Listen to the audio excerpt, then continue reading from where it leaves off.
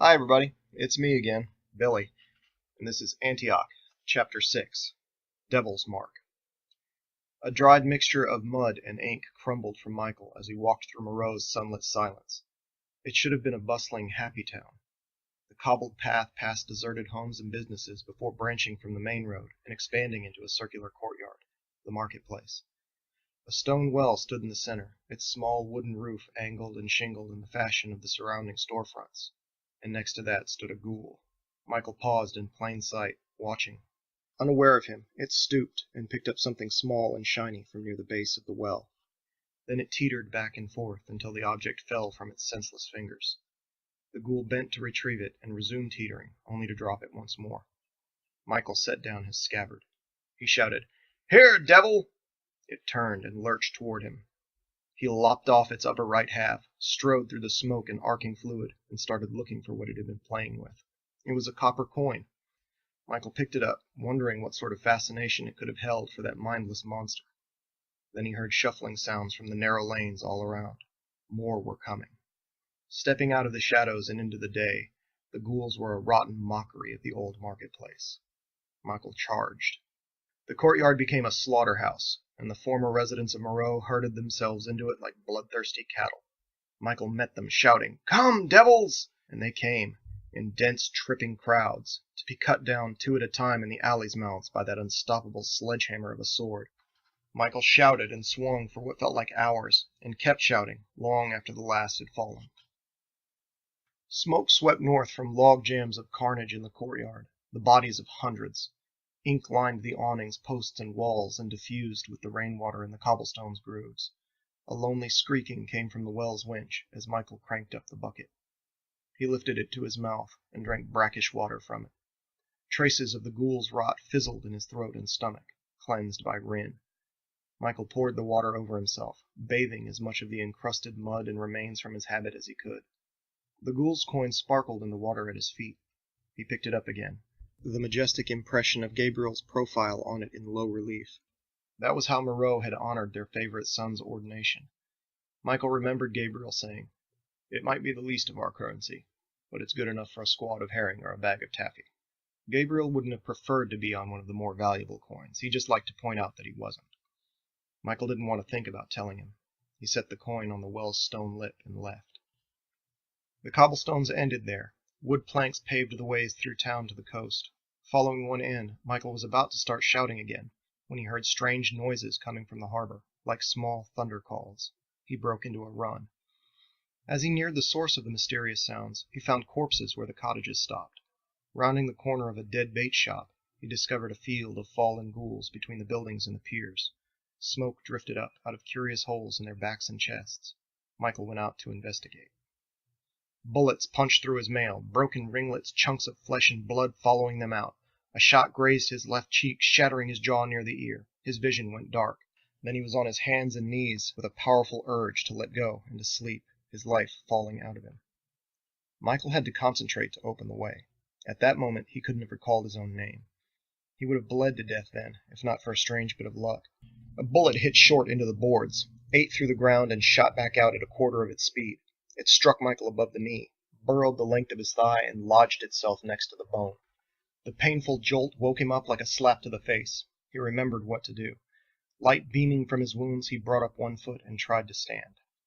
Biggs coughed and missed again, hitting Michael in a low rib and flooring him. Biggs' aim was off without steady breath, and he was frustrated.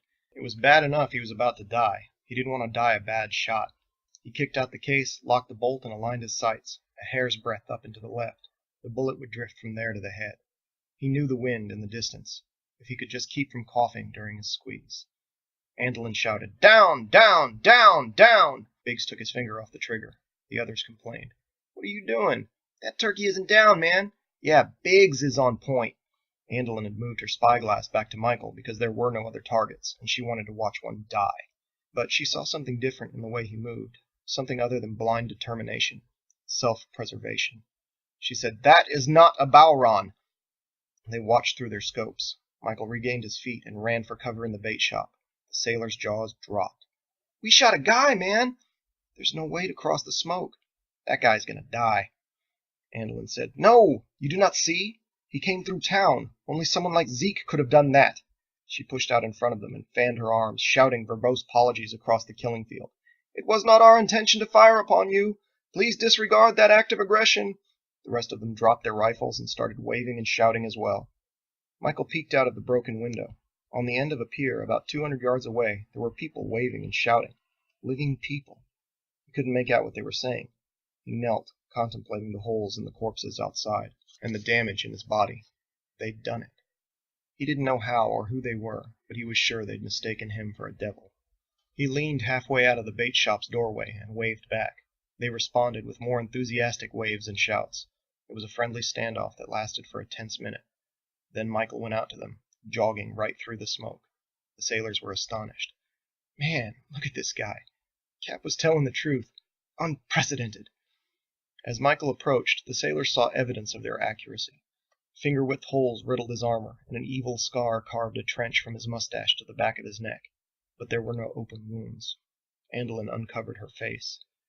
Captain had told them the people of Moreau spoke Continental, the language of the great nations, so she'd written and practiced a formal introduction for their arrival. She could deliver it impressively, but right then had no time for diplomacy. She dragged Biggs forward and shouted in long, loud syllables, hoping the native would understand. "We have an injured man!" Michael was taken aback. They were outlandish. Despite the masks, he'd never seen such color and hair and skin. And that woman's accent. Also, it may have been an accident, but after what they'd done to him, he'd expected to hear quite a few apologies. Putting all of that aside, he gave Andolin a courteous nod and said, "Excuse me, then, young lady."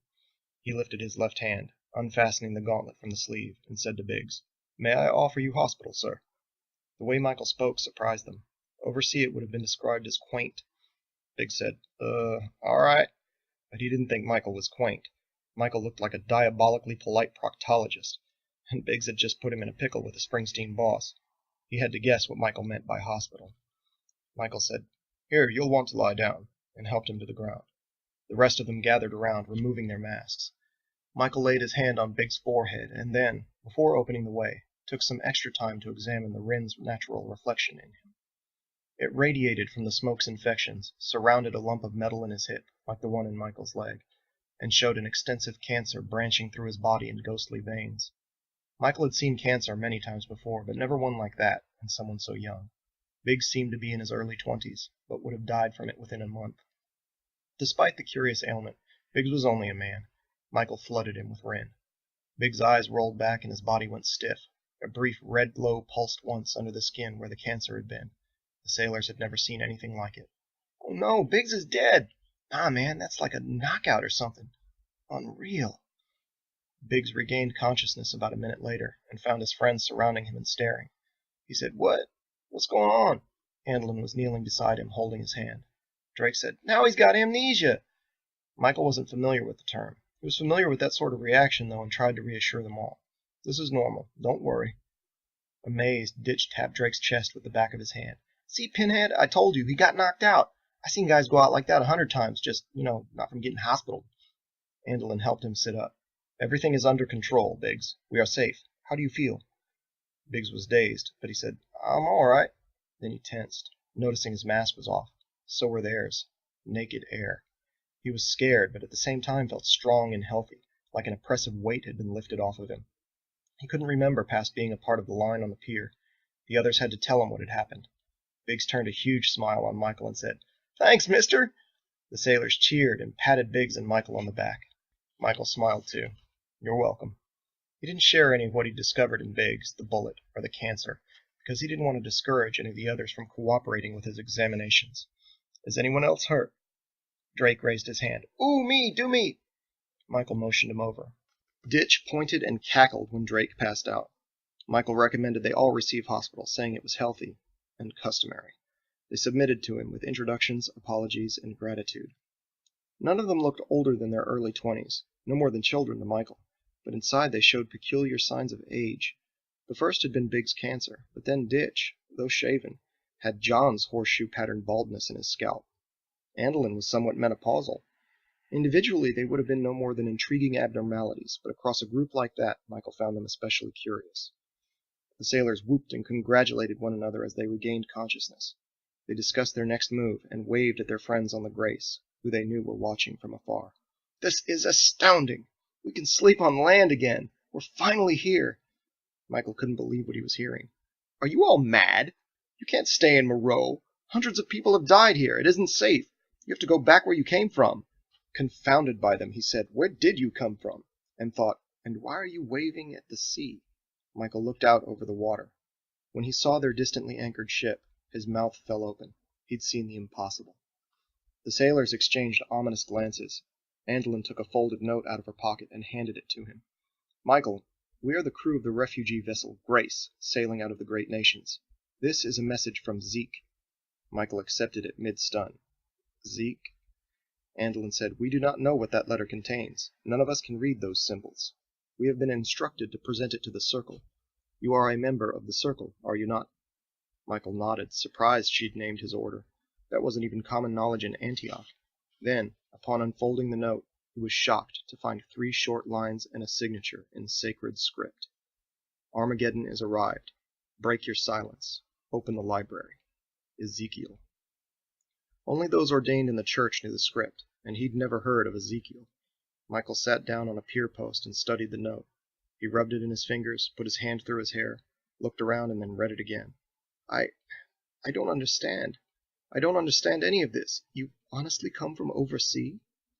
Ditch said, "Yeah, man." The sailors had crossed the 3rd meridian. It had never been done before, as far as they knew, but it certainly wasn't considered impossible.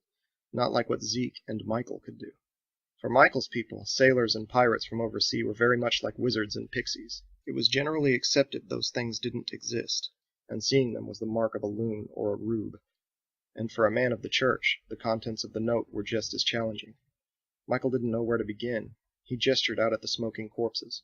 What have you seen of this devilry, where you're from?" Andelin said, "We have been at sea for 11 months.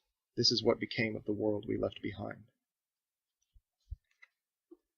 That is the end of Chapter 6. If you enjoyed this podcast, you can follow the link at the top of my website, www.williameharlan.com, and purchase the full novel from Amazon in ebook format for $2.99, or as a paperback for $12.99. Thanks for listening.